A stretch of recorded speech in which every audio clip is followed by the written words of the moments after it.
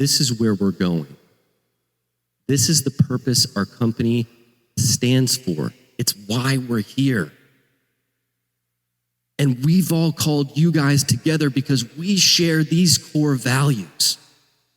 We are a tribe, we are a family, and it's only together that we're gonna go change the world. Just saying that sounds awesome, right? That's the template. I didn't even say what we were doing, but that feels great. Who has been recognized with not just one, not two, but 3 regional Emmy Awards for his outstanding work. As the director of McNabb Storytelling, an Emmy-nominated brand storytelling agency, he is dedicated to helping businesses harness the power of their stories to build trust with their audience. His expertise in crafting compelling narratives and his passion for connecting businesses with their customers make him a true industry leader. Please join me in welcoming Bryce McNabb to the stage. Give him a big applause. Give him a giant applause.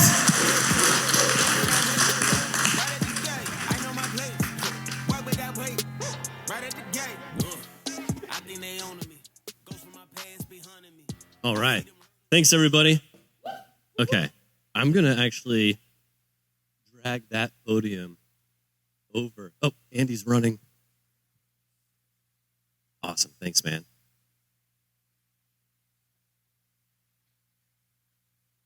Sounds like rehearsing my talk. Huh? What's up?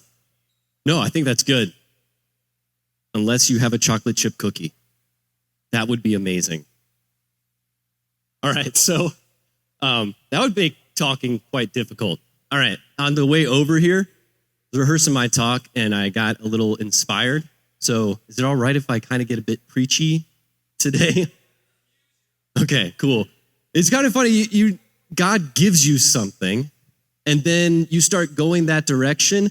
It's almost like he gives you an onion. And as you start peeling these layers back, you start realizing like what you gave me was far greater and far more important than what I had myself, than what I knew I had, right?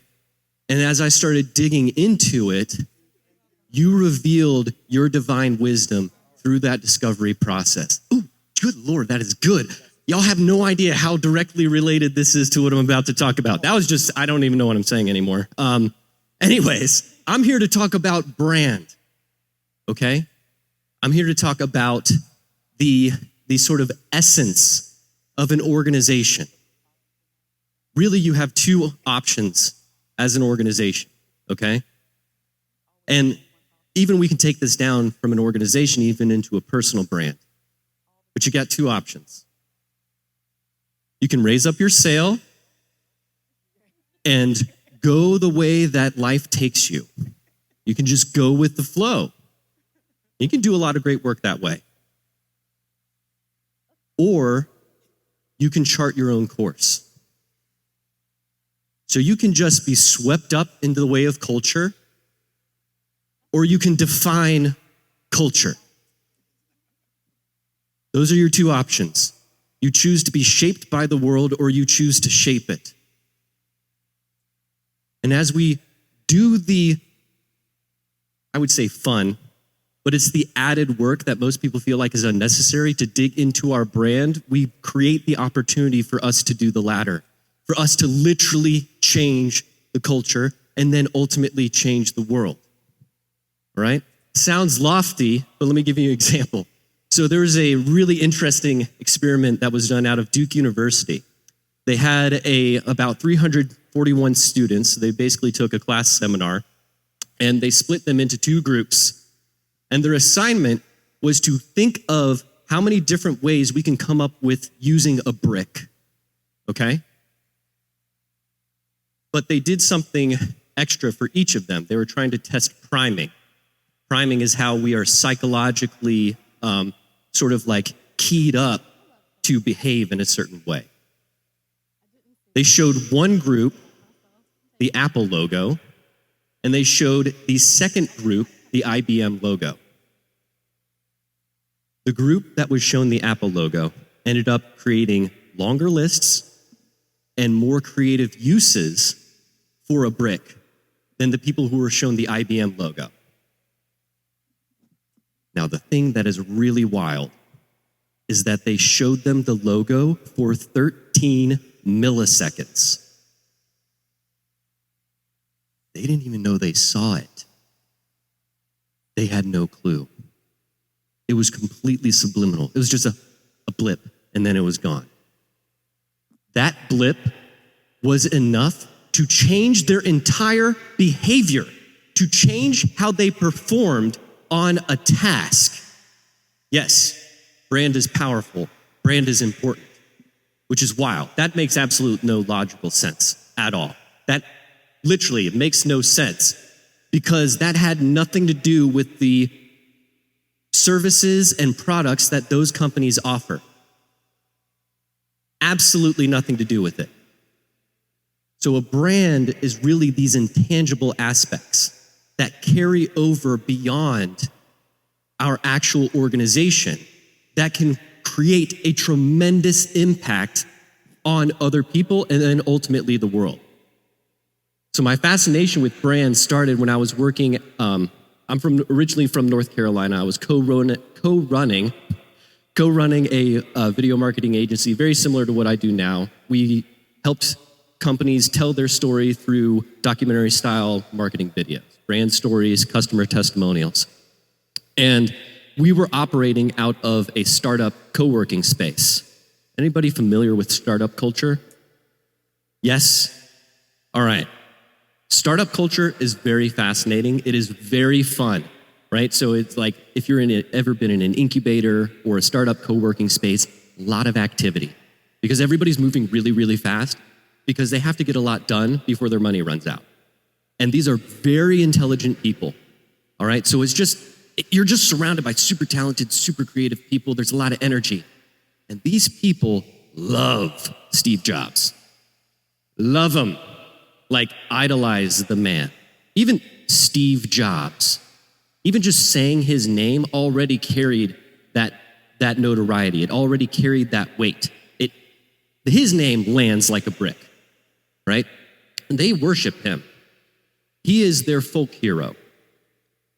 They just idolize what he was able to do with Apple because in a way, Steve Jobs is the quintessential character for our American story. His journey literally expresses the rags to riches tale. He started this company inside of a garage, right? And then went on to build one of the biggest companies, not just in our country, but the entire world. In fact, his story eclipses the American myth. Because Steve changed the entire world. He didn't just build a successful company. He changed the way we live. Right now, the majority of you have in your pocket a device that is an anchor to the new society, without which we cannot function, we cannot behave, we cannot act. We can't engage in business without this thing. That is a direct result from Apple. They disrupted entire industries and changed our entire way of life. That is ridiculous. And so everybody is aspiring to do that. They don't just want to start a new company, they want to create the next Apple. They want to set out to not just build an app, they want to build an app that changes the world. They want to build the next WordPress plugin that changes the world. It starts to get silly how everything has to be world-changing. But there's a reason for this. Because they have a big goal that they're trying to achieve. They're trying to start a business. It's very difficult to start a business successfully. And now they're adding on top of that, will also change the world. So they've got a lot to accomplish, which means that they need equally talented, if not more talented, and passionate people around them. In order to accomplish their goal, they have to bring these people, unite people around a common cause, around a common mission, around common shared values, because they have to give people something greater than just a monetary fulfillment. Because what they have to offer has to be willing to sacrifice for money so that way they can bring them in. So what they do is they cast a vision. This is where we're going. This is the purpose our company stands for. It's why we're here. And we've all called you guys together because we share these core values. We are a tribe, we are a family, and it's only together that we're gonna go change the world. Just saying that sounds awesome, right? That's the template. I didn't even say what we were doing, but that feels great. There's almost this like drive inside of you of like, oh my God, I want that. That is missing. I would like some of that with my chocolate chip cookie, please. Sorry. There is this very interesting thing. So I'm a documentary filmmaker, okay? So that means that I am trained not just to accept this as fact. I dig for the story. So I'm trained to ask what most people think is a very silly question: why? Why is this happening? Why is this present? Why is this going on? And then my insatiable curiosity will not allow me to let that go. I have to figure it out. So let's figure that out. We have this very interesting need inside of all of us to display who we are, project our identity. That's the first thing. Second thing is to be in deep, unified relationship with other people. Every single one of you are signaling something about yourself right now based on the costume you chose to wear today. We call it a wardrobe or clothes, but it's a costume. It's saying something about us. And we're doing that, we're projecting this image of what's internal, what's behind us, in hopes that somebody's going to see that, reflect it back at us, and accept us for who we are. It is that primal. It is part of the human condition. It is the Christian story. God created us as individuals to project his image in our own unique way for the sole purpose of being in relationship with him and being in relationship with each other. You can't have relationship without an individuality. You can't have an identity without being in relationship. They're the exact same thing. Very often in Christian circles, we kind of confuse this. We put this odd New Age spin on the whole deal and say, no, but John the Baptist says I must decrease, so he must increase. No. God created us as individuals to have relationship with him, sent us his son to continue to clear the way so we could have direct relationship with him. We're all made in his image, and it's almost like it's our charge, our challenge to consider, how do we uniquely express God so that other people see it and other people are drawn to us to want to have relationship with us. So as I was like working in the startup space, I'm starting to think like, why are companies giving this to us? Why don't we just have this strong sense of identity anyways? Remember when I was telling you, we're going to unite around common thing, there was like this longing inside of you, like, yes, I want that. Pay attention to that longing because it means something's missing. That's weird. Why is something missing? So as I'm doing this, I'm reading through the book of Joshua because I was reading the Bible all the way through. And so I'm at Joshua, in Joshua 7. Fascinating story in Joshua 7, by the way. So there, Israel's just crushing it. They're just dominating. They just like obliterated some tribe. And God was like, when you obliterate them, don't take any of the loot. All right, it's Old Testament. None of it makes sense. All right, so they're like, we can't take any of it. And then they're about to go fight Jericho. They send scouts out to Jericho. The scouts come back and like, Joshua, we got this. No, we only need like 2,000 people. We're good. Y'all remember what happens? They try to go fight Jericho. Jericho kills 36 of them. They run away like pansies. And Joshua is freaking out because he's like, what just happened? Come to find out, God's like, one of your people took treasure when I told you not to, and he's hiding it in the camp. All right, so here's the fascinating part to me. What they do to find this person is they separate Israel by tribe. They single out the tribe of Judah. Then they separate them by clan, and they single out the Zeharites.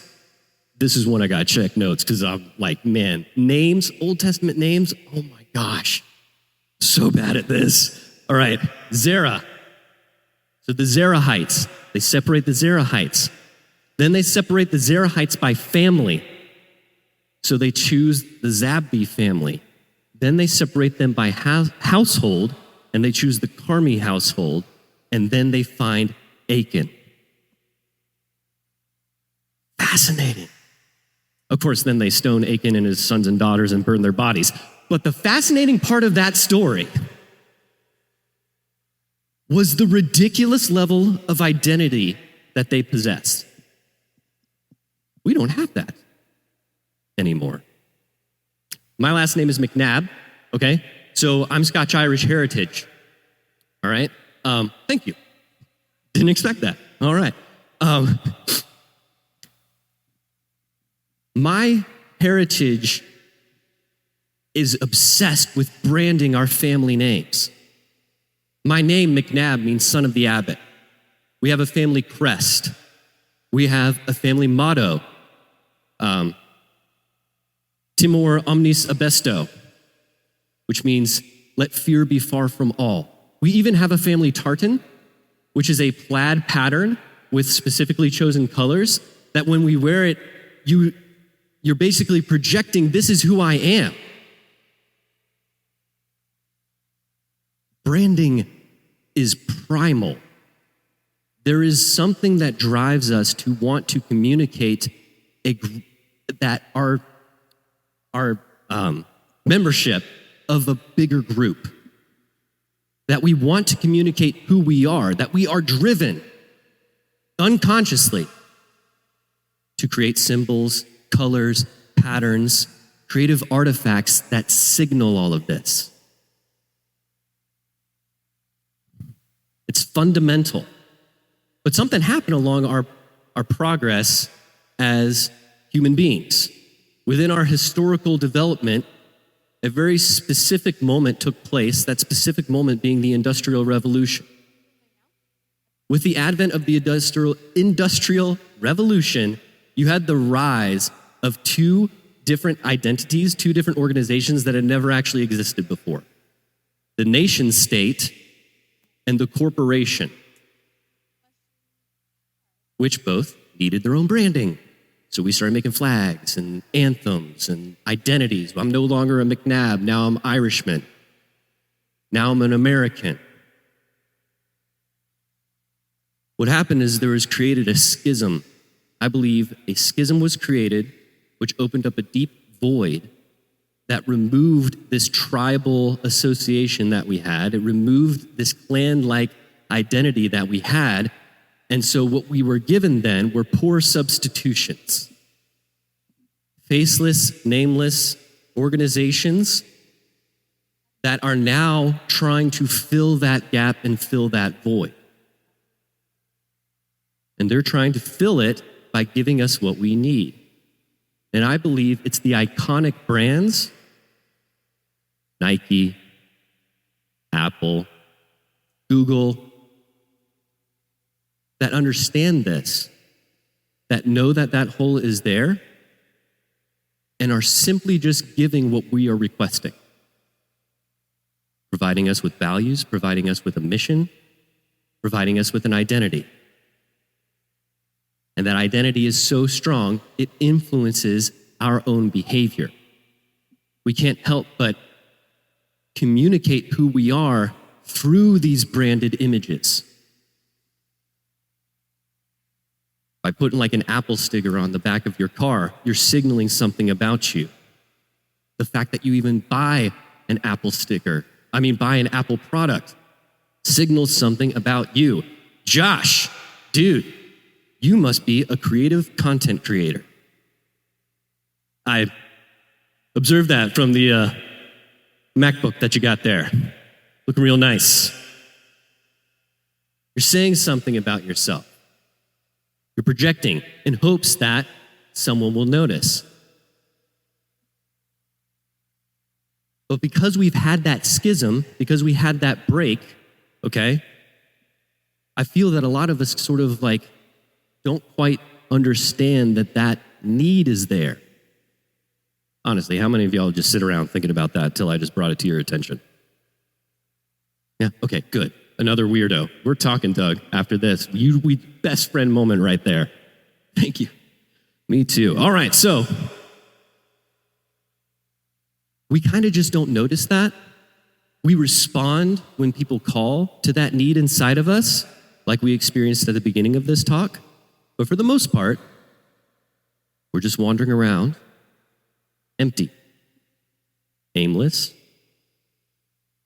not really understanding about the amount of intention that we can put behind what we do. And so we end up inevitably creating organizations that reflect that emptiness that we feel, because it's what's normal, all right? So I don't want you to confuse this as me saying this is a bad thing. This is just normal. Because if we aren't empowered with this understanding of what's missing, then we just go about it like it's Tuesday. So today's Tuesday. No, it's Thursday.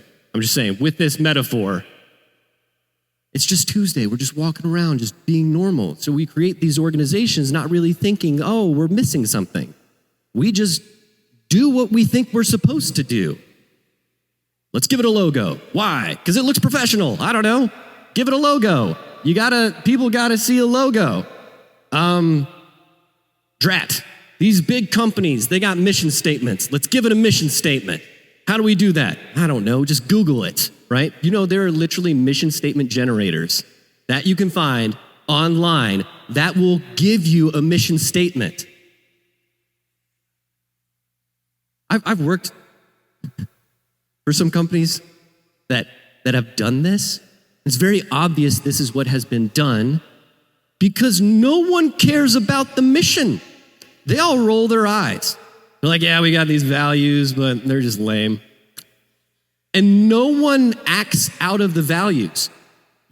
All right, there's a really big purpose-driven movement that was created a few years back where people were like, all right, millennials are coming into the workforce. We got to figure out how to hire these millennials. I hear they need meaning and purpose.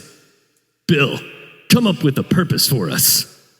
How about we want to change the world? That's a great idea, Bill. Roger? Yes, Linda? We sell fabric softener? Meaningless.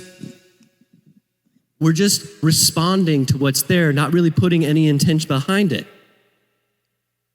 And so I've been reading through the book of Acts lately as I've been developing this talk. And if you're seeing another theme here, read your Bible, people. Awesome stuff in there. All right. But so read through the book of Acts as I'm creating this talk.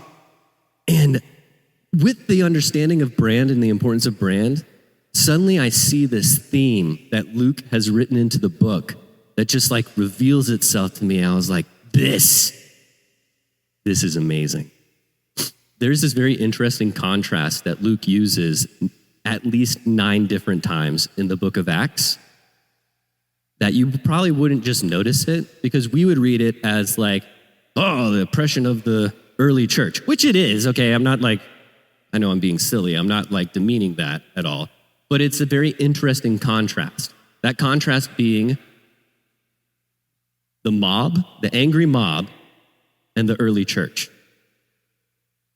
And I think he's using this specifically, not just to communicate persecution.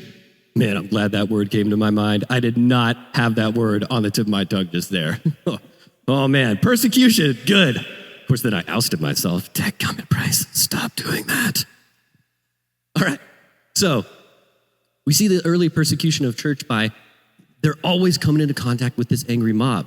But as I step back, I'm realizing what he's doing is he's creating this contrast to show us the difference between how the early church is operating, how an organization with a very clear mission, a very clear story, a very clear understanding of who they are and what they stand for and what they're about and what unites them behaves versus an angry mob, which is always whipped into a frenzy. So the thing is that why the confusion here about whether or not branding is important in the first place is because an angry mob can look like a very powerful organization given the certain scenarios. So this mob is always whipped up into a frenzy. So somebody is always capable of leveraging primal emotions to whip them, to unite them, to get them passionate, to then set them forth. And when they are let loose, it is a very scary force to come into contact with. They are able to very quickly achieve their goals. However, there's one specific time where Luke takes a step further and a Roman centurion comes across a mob that's trying to grab Paul. I think this is like Acts 21. And everybody's pissed. He's just like, all right, awesome. Protect that guy from the angry mob. Get him in chains and take him out of here. What are y'all doing?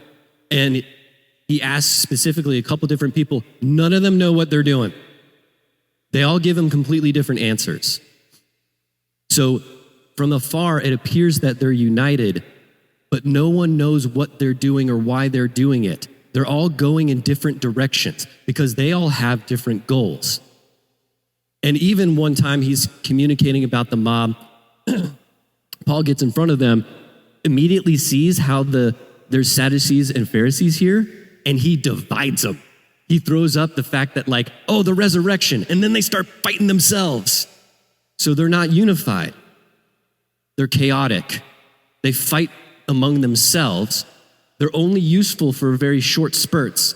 But after that, it's the leader's responsibility to, okay, now I got to whip them up again into a frenzy. I got to whip them up again into a frenzy. But they're incapable of acting independently.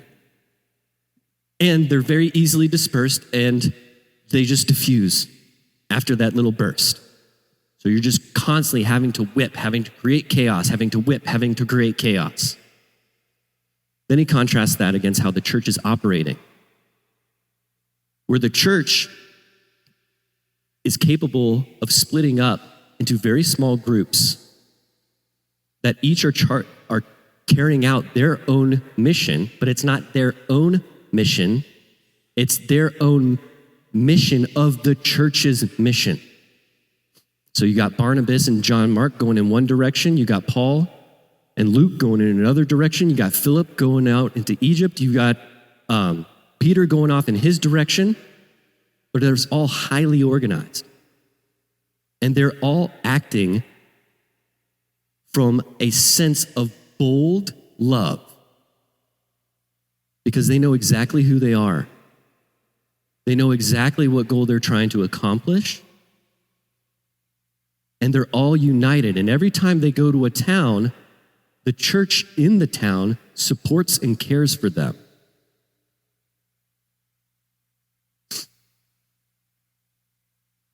Whenever they're brought in front of a court, what is also very fascinating is that these guys tell the exact same story. They tell the same story. They start at the beginning of creation, and they work their way through all of Scripture to help people understand that Jesus was God incarnate, that he was our sacrificial lamb, he is our Messiah, the Messiah has come, he has died, he is still alive, he rose again. That we need to step into this new kingdom as brothers and sisters of this new kingdom. They tell that story every single time. They bring Paul in. Paul tells his origin story every single time, reminding himself who I am, why I'm here, giving himself this boldness. Now, granted, okay, obviously, all right, the boldness is coming from the Holy Spirit, okay? Right? But still, they know what they're doing. They're not confused. They're not in conflict with one another. And so you've got this sort of like, that is how what I call the Franken brand, it's this thing that you've cobbled together, that you've just pitched together and hoping that that thing represents your organization. Why are the colors that way? I don't know, they look cool. Why'd we choose those fonts? I don't know. And then Dale liked it. He came up with our purpose, so, had to give him that one too. Versus what these iconic brands are able to do. Where these iconic brands lead with the values that they're proclaiming. They have a story that they invite you to be a part of. They fill that void by giving you a family. Why this is so important is because when my church started branding itself, at Gate City started branding itself, and it upset people. People were starting to get pissed because they were thinking that it was taking the attention off of Jesus and putting the attention onto the organization. That's a very valid argument. Okay, I understand that. But what I hope you understand here is that it is your responsibility to brand your church. You are not taking the light, you're not taking the attention off of Jesus. What you're doing is you're putting that light on top of the hillside. You are showing how your church and this specific group of people that it serves specifically displays, emanates, proclaims the image of God in their unique way. Is that a siren telling me I'm going over time? All right, so that's your responsibility. We're not blowing up, are we? All right, good. I wanted to end with a bang, but not like a literal bang. Good Lord. Good Lord, though. He is a good God. All right, yes, there we go. Yes, okay, so proclaim how good he is. Do it through your brand. Proclaim the values that unite you. Put it on display, but you should let all of your creative decisions that you make come from this fuel, this meaning, this intent. Otherwise, we make the mistake of creating a Franken brand, of creating this lifeless monster that just scares people away. You want to win the world for Christ? You want to literally change the world and spread the gospel? Invest in brand. Unite your people around why you're doing what you're doing, because as you fuel and put energy into your brand, you literally can then change the world. Now, I'm not just giving you lofty ideas. At the end of the day, I've got a workshop. I'm going to be working through how do we actually figure this out to give you the skills to do that. So stick around for that. Thank you very much, everybody.